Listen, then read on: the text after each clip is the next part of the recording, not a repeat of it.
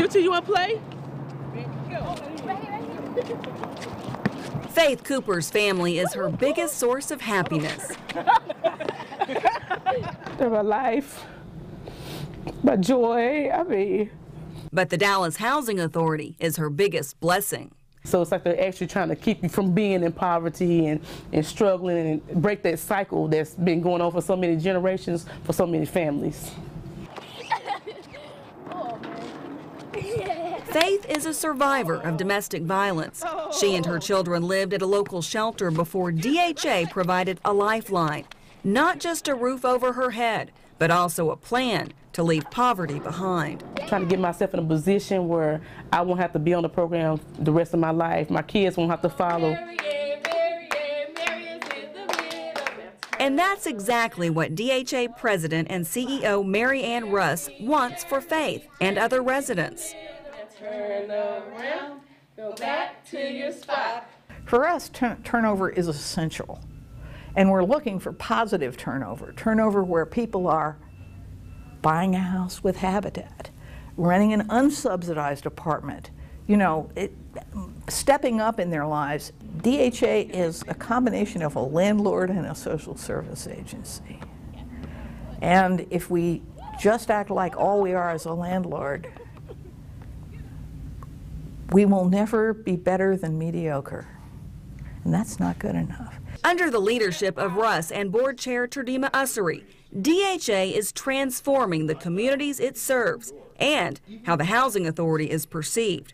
Ussery knows well the struggles DHA families will have to overcome because he grew up in public housing. I think that we are at the forefront of spreading that message, that it's a new day, not only here in Dallas, but hopefully around the country in terms of these facilities, how they're viewed, how the people that live in them are viewed, and the impact they're having on communities when they go in and open up a property. So, Developing strategic community partnerships has been key.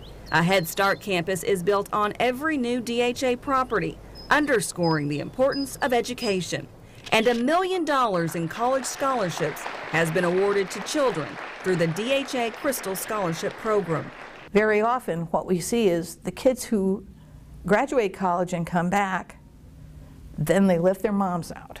This is critical to changing people's lives.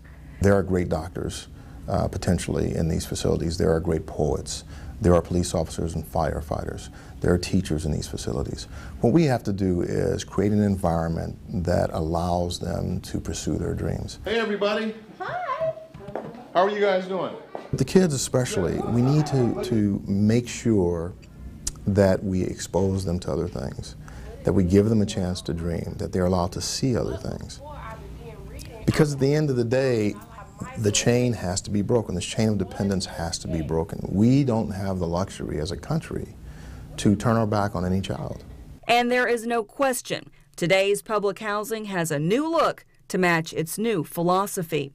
In spring 2013, Renaissance Oaks opened to serve the senior community. With stunning facades, gorgeous kitchens, and beautiful bathrooms, new properties are shattering old stereotypes. My goal for the housing we build is you shouldn't be able to look at it and recognize it as affordable housing. You should drive by and say, what a nice property. I can describe my standard for what housing ought to be like in one phrase, and everybody can relate to it. It should be good enough for your mom. And if it's not good enough for your mom, it's not good enough. At the end of the day, the way the city is going to be judged is by the way we treat those most in need. Again, as someone that grew up in Watts, I can tell you that you just don't know. You don't know who you're sitting next to, you don't know who you're playing with, and one day that person may save your life.